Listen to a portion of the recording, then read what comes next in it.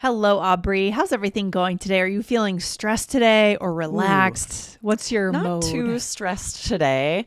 I don't get stressed out too easily. It does happen That's every good. now and then. What about you, Lindsay? Do you get Good. stressed out easily? I feel like lately I've been a little bit more chill. I think there have been Nice. seasons where I've gotten stressed out easily, but maybe I'm in a different season now. I don't know. So Nice. a little more chilled out. But that's the topic of today's episode, right, Aubrey?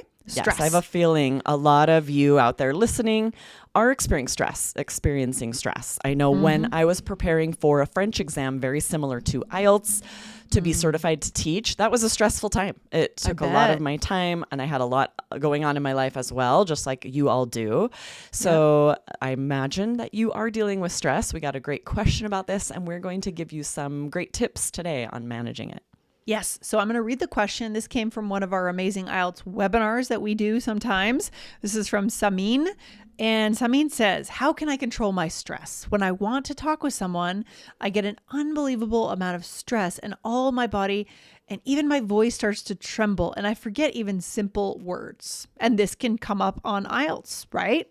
Absolutely, right? So whether it's test anxiety or stress as you're trying to practice speaking English with people, there are so many triggers when it comes to learning a language that can cause you to feel stress.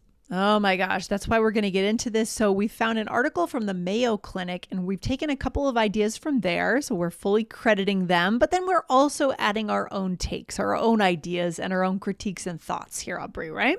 Exactly, right? They actually provided 12 tips. That's a lot. We've kind of chosen the one. It was called Stress Relievers Tips to Tame Stress. And it was just by Mayo Clinic staff, but very good because I really love something like this that comes from such a clinical perspective, right? Yeah. So this was really interesting, but we have chosen the tips here that will help you studying for IELTS the most. Exactly. Guys, before we get into the tips, let's hit the follow button right here on the show. We do bonus episodes frequently on this show and you don't want to miss a single one. So hit follow now wherever you're listening. And if you're consuming this on YouTube, which you might be, hit the subscribe button to make sure you come back and get every new episode. All right? Nice. So let's dive in with the first tip here, which is stay active and eat a healthy diet. This could be one of the first things to go when you're really busy. You're focusing on studying for an exam. This is not always prioritized to continue to exercise and eat healthy, but it is still really vital. I mean, it's so counterintuitive. Sometimes we don't think it's the thing we should do. We think we should hunker down and study more. But we all know that feeling of even just going outside, breathing in the air, taking a walk around the block. It can be that simple. It changes everything, right? Exactly, right? Physical activity can pump up those feel-good endorphins and these other natural chemicals that boost your overall sense of well-being, which is so important when you are focusing on an exam, when you're trying to stay motivated to do something, right? So just like you said, even if it's a walk around the block, any kind of exercise can clear your head, help you refocus, and improve your mood and help you avoid burnout. Yeah. I mean, and you can be creative about what you do. If you also have a lot of chores, you could clean the house. That is exercise in a sense. You're walking around, You're bending down, you're reaching up. That's good exercise, actually. So be creative. Maybe you can, knock out two responsibilities or two things, the exercise and the chore at the same time. Okay. Yes. And you can be active while you're studying for IELTS, right? Yes. If you're listening to our podcast or a book online or another podcast, you can be active while doing that. I'm sure a lot of you out there do that. But if not, if you find yourself kind of sitting, listening to a podcast, get up, get active. Oh my gosh, I never consume podcast sitting. I'm always out. I'm always getting chores done. Walking my dog or like doing the dishes. It's never just at home. I just don't do that. I don't get that. Hopefully you guys are the same. That's so good. But also eating a healthy diet, right? Yeah. You need to take care of yourself. And this is tricky because it often does take more time to prepare healthy, nutritious meals. It's quicker to grab something really fast that isn't that nutritious when you are spending a lot of time studying. But you need a balanced diet, fruits, vegetable, whole grains. You want to avoid those quick meals that aren't nutritious. Yeah. And there are quick grab and go things that are healthy, like yogurt, Greek yogurt, cottage cheese, things that are just kind of like high Nuts. protein. Yeah. Yeah. Those are just as quick as going through the McDonald's drive-thru. I mean, Yeah. just going When it to a comes grocery store. snacking, that's Yeah. true, right? Choose those healthier snacks when you're Yeah. going to grab something to keep your energy up. And then our second tip is meditate or try yoga. Yeah, love this, right? Yes, right. Meditation helps focus your attention and quiet those jumbled thoughts. Or if you start to feel kind of panicky or super stressed out, it's worth it to take a few minutes to meditate. Lindsay, I know you are big into meditation. Have you ever used it when studying for an exam? I can't say that I have, but I do think it would be smart because what we want to do on an exam is get the mental noise away from us so we can actually focus on answering the questions. And that's really what meditation does. It kind of puts that mental noise in its place. Right? It doesn't like berate the noise. It doesn't, get upset with the noise. It doesn't add more drama to the noise, but there is noise and we put it in its place. And the main focus then in our mind can become the material for the exam. Right. That really highlights that meditation would be helpful not only when you're studying, but also right before you take the IELTS exam. If you can take a few minutes to meditate and focus and get control of any noise that you'll hear. Sometimes I'll do that right before like a really important meeting or something. I'll just sit down and meditate for 5 minutes and it puts you in a really good place physically. It signals to your brain to calm down and you can be more effective in that meeting. So it's got to help for test prep for sure. Yes. And you don't have to be in a dark, silent room to meditate, right? Most people are able to grab that time for meditation when they're out walking, even like on your commute, maybe on the bus. You can practice deep breathing. You could listen to a guided meditation in your, headphones. Because it's difficult to find that time when you're alone and it's silent. Yeah, I mean, walking meditation is a big part of meditation retreats that you do. So it's a viable thing. There's also lying meditation when you're lying down. You can do that. Standing meditation, sitting meditation. There's a lot of ways you can build that in. Subway meditation. I mean, absolutely, right? Do it wherever you're able. And then also yoga, right? Yoga brings together physical and mental discipline that can help you focus your body and mind. So if you haven't ever tried yoga, the Mayo Clinic recommended it, and I think it's a great idea. I've done it at times, and it really does help you focus and center yourself. Absolutely. And then connection is the third tip, right? And this is our number one motto here at All Ears English is connection. Connect with others. Aubrey, tell us about this. Yeah, I loved that the Mayo Clinic had this as one of theirs because you hear this from us all the time, but you may not have really thought about this as much as part of your IELTS study journey, how important it is to connect with others, right? If you're stressed and irritable, you may have a tendency to isolate yourself. You might not feel like being around other people, but instead, really, you should be reaching out to family, friends. You should be making social connections and definitely finding speaking partners, finding other people who are studying for IELTS. Don't go it alone, as they say. Yeah.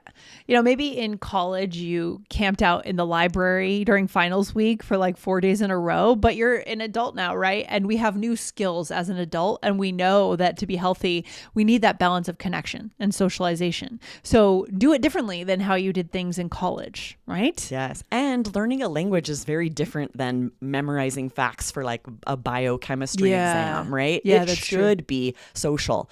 It should be building connections and speaking to other people and learning together. So it's not the same as every other subject that you might take a test for. It lends itself toward connection. Yeah, that's a really good point, Aubrey. I love that. Okay, we are moving on to tip number 4, learn to say no. Everyone has physical and emotional limits, right, Aubrey? Exactly. You may have to say no to some activities or tasks while dedicating time to getting your IELTS score. I know a lot of us in college, we would find that if we stayed up really late going to fun party, then we would bomb an exam the next morning. If we weren't saying no to some activities, our grades suffered.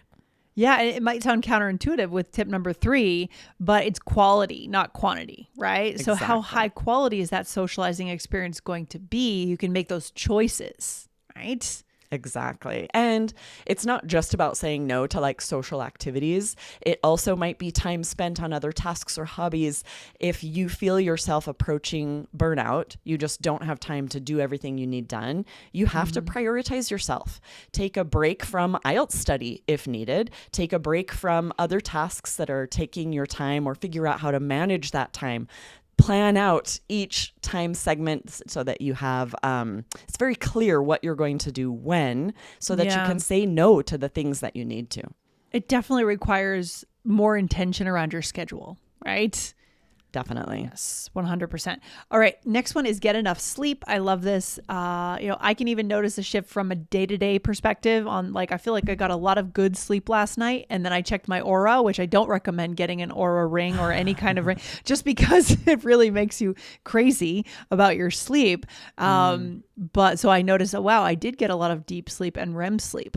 And so the way you feel on a day-to-day basis is determined based on how well you sleep. It's so true. Yes. And this is really tricky because when you are trying to dedicate more time to study for an exam, you likely will find yourself staying up late, cramming in as much as you can for extra times. You may be depriving yourself of sleep, or if you're experiencing stress, this can cause you to have trouble falling asleep. So you could have problems on multiple fronts getting enough sleep. Yeah. So maybe, if you're staying up late and that's not working for you, if that's keeping your brain too activated when it's time to go to sleep, maybe study in the morning and make the evening more of a relaxing thing. Right? Yeah. Yeah. It's interesting because you may think that you can survive on very little sleep. Even if you're tired, you feel like I can still study even if I'm tired. But when you learn a lot about why our body needs sleep, that deep sleep like you were talking about, Lindsay, this is when your brain and your body recharges. This is when everything you've learned for the IELTS exam is really embedded and moved into your permanent knowledge, right? Your brain needs sleep in order to process everything you're learning. That's a good point, Aubrey. Absolutely. So work your schedule out with when you're studying and when you're sleeping, and they're just as important. They're equally important. Sleep is probably even more important than studying. So for your long-term health. It's true. It's vital. What's the sixth tip? All right. Last tip is to potentially seek counseling. If you have already tried many of these that we're talking about today and nothing seems to be working, you should consider therapy. It can definitely help if you feel overwhelmed. It can be a safe space to talk to someone who can help you identify stressors and triggers. You can also learn healthy coping skills. Yeah, for sure. And there are therapists that are oriented in lots of different techniques, mindfulness, cognitive behavioral therapy, CBT. There's just so many ways to do therapy, and it's not stigmatized anymore, right? Everyone has a therapist now. So if you need that, go and get a therapist, okay? Absolutely. Yeah. Yeah, at least in the States. I wonder how cultural this is. Yeah, I hope it's the same in your culture, that therapy isn't as stigmatized as it was when Lindsay and I were young. There was a big stigma about this. One nice thing is there are a lot of online options for therapy now, that you don't have to be seen walking into, a psychiatrist's office. You could search online options for therapy as well and get the help you need, even if there is still a stigma in your culture. Yeah, it's so true. It's so true. It's very cultural. So this might be different, but fight those stigmas if you can, because you need to do what is right for you. Okay. Love it. Wow, Aubrey, this has been a lot of good tips here for how to score that 9 or higher, or that 7 or higher. This is it right here. Exactly, right? And for each person, different stress management techniques are going to work, right? You need to try a lot of different things. Maybe you'll need a little bit of all of this. Maybe one thing you're going to find is really helpful. And check out that Mayo Clinic article. There was a lot of other information about journaling, finding musical or creative outlets. So try different strategies and find out what works for you. Yeah, but figure it out, take control, take ownership. I think the key is not being like a victim of stress, actually. Like, you're in the driver's seat of your own life. You're in the driver's seat of deciding whether you're going to get past IELTS or not pass it, right? Depending on how you take action. So it's all up to you. What are you going to do if you're feeling stress? Yeah. Yes, Love that. very true. And one of the best ways to manage stress is to make sure that you are following a study plan. You have a study system so that you know all of your time is spent as wisely as it can be.